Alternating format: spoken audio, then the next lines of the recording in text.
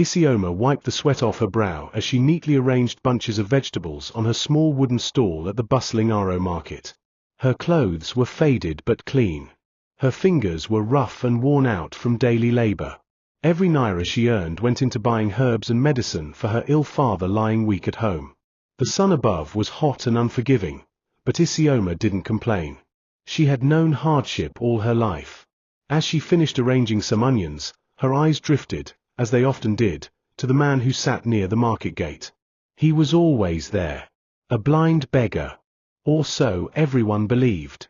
His skin was dusty, his robe worn thin by time. He leaned against a wooden stick and wore dark glasses that hid his eyes. Beside him, a small tin bowl sat mostly empty. Every now and then, cruel children would toss pebbles at him. "Go away, useless man," they shouted, laughing as he flinched. Isioma's face tightened. She dropped the tomatoes she was holding and walked over swiftly, waving the children away. "Leave him alone," she said sternly, her voice like cold water. The man didn't speak. He just lowered his head. Isioma sighed. She reached into her small raffia basket and pulled out a piece of cake.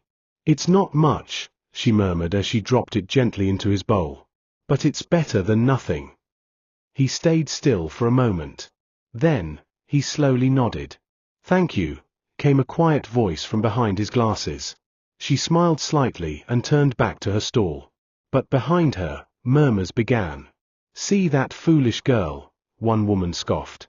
"She's feeding a beggar while her father coughs to death at home." Another chuckled. "She's starving, yet still playing savior to a stranger. Silly girl." Isioma heard the words. She felt them, sharp as thorns, but kept her head high. Every day, she continued to bring a little something for the blind man. It felt right. One afternoon, her aunt arrived, Aunt Moroti. A thin, sharp-faced woman with cold eyes that never missed trouble. "Isioma," she barked, striding toward her stall. "Why do I always see you near that useless blind fool?" Isioma ropped her eyes. "He's hungry, auntie." Moroti scoffed. "Then let him starve. You should be thinking of how to survive, not feeding the dirt on the street." "I can't ignore him," Isioma whispered. Moroti's grip tightened on her arm. "You think kindness will save you? Your father's dying, and you're giving food to a broken stick of a man." Isioma bit her lip, fighting back tears. That night, she sat beside her father's thin body. Her skin was pale, her breathing shallow. "Papa," Isioma held her hand gently. "I'll find a way. I promise." Her father smiled faintly. "You have a good heart, my daughter. Don't let the world take it from you." The next morning, Isioma found only a few coins in her pouch. Not enough for medicine. She returned to the market. The blind man was still there. But something was different. His hand moved too easily toward the cake she offered. It didn't search blindly, it went straight to it. She watched him, frowning. "Are you really blind?" she asked before she could stop herself. He tilted his head slightly. A small smile touched his lips. "Does it matter?" Isioma blinked, puzzled. Before she could say more, Aunt Moroti's harsh voice cut through the air. "Isioma, come here." Isioma walked over. Her aunt pulled her aside. "I've arranged your marriage." "What?" Isioma gasped. "With who?" "Chief Gilbert," her aunt replied, her lips twisting. "He's old, but very rich. His bride price will pay for everything." "No," Isioma breathed. "I won't marry him." Her aunt's eyes narrowed. "You will do as I say. Do you want your father to die? We need that money." Tears welled in Isioma's eyes. "There must be another way." Her aunt slapped her across the face. "There is no other way. You're a burden. At least now you'll be useful." That night, Isioma ran to the river and cried quietly under the moonlight. She felt trapped, hopeless, and used. Then footsteps approached. It was the blind man. "How did you find me?" she whispered. "I may not see with my eyes," he said softly, but I hear more than you think. You shouldn't be here, she murmured. He sat beside her. Sometimes the people closest to us carry the sharpest knives. Isioma turned to him, startled. It was as if he knew exactly what she was going through. Who are you? She whispered. He smiled. Just a man watching the world. The next day, Isioma came home to find her father gasping. She ran to get her hidden coins, but they were gone. She tore the mat apart, searching. Nothing. Aunt Moroti stood at the door, arms folded, looking for something. Aunt Moroti, where's my money? The one I kept for Papa's medicine. Moroti didn't even look up. I used it. That was my money now. You think you feed yourself? You knew he needed that medicine. Isioma said. And I needed peace. Moroti shouted. He should have died long ago. I already sold his land. There's nothing left for you here. She sneered. You'll marry Chief Gilbert now. Isioma froze. You, what? I forged his signature. Sold the land to the village chief. You think I'll sit here and die with you fools? Isioma fell to her knees, shaking. You want to kill him. Isioma sobbed. Moroti shrugged. Life is cruel, girl. Learn it. That night, her father died in Isioma's arms. The funeral was small. Nobody cared. Aunt Moroti didn't even cry. The next morning, Isioma went to the bush path to gather firewood, crying silently. She heard whispers behind her. 2 old village women were talking. That poor girl, her aunt sold her like a goat. And her land too. I heard she even added a curse to scare buyers away from telling the truth. Isioma stood quietly behind a tree, listening, her tears falling onto the dry soil. Afterward, Isioma searched for the blind man. But he had vanished. No one had seen him leave. No trace remained. But deep in her soul, something told her she hadn't seen the last of him. Days passed. Then came the festival of harvest. Aunt Moroti woke her at dawn. Tie that wrapper properly. You'll serve drinks today. At least look useful. Isioma or the faded cloth, her fingers trembling. The drums echoed across the village. Wealthy guests arrived in shiny cars, dressed in lace and gold. The poor served them, heads down, hearts heavy. Isioma carried a tray of drinks through the crowd. Faster, girl, someone hissed.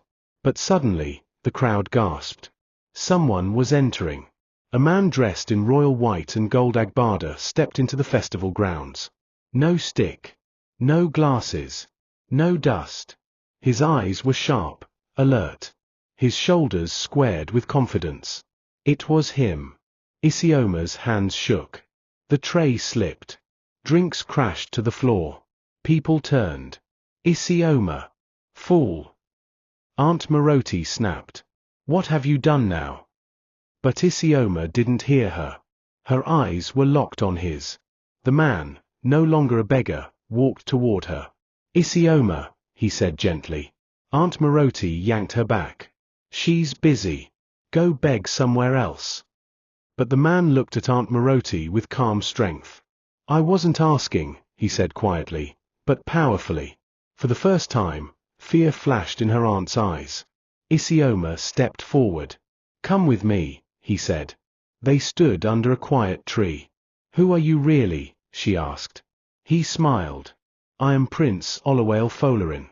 I was sent here by my father, the king, to live among the people. I became blind in their eyes, but you saw me with your heart. Tears filled her eyes. I didn't even know. I just didn't want you to feel invisible. And that, he said, is why you'll never be invisible again. That's why I came back. A voice called out from the festival. Prince Fola, the elders are ready. He touched her hand. Stay close. The villagers gathered around. Prince Fola began. I sat among you, broken, silent. You threw stones, mocked me.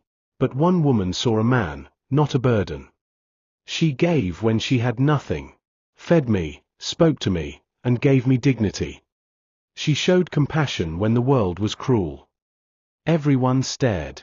He pointed to Isioma. I came to this village to choose a wife, not based on riches or status, but heart. I choose her. The crowd gasps. Aunt Moroti ran forward.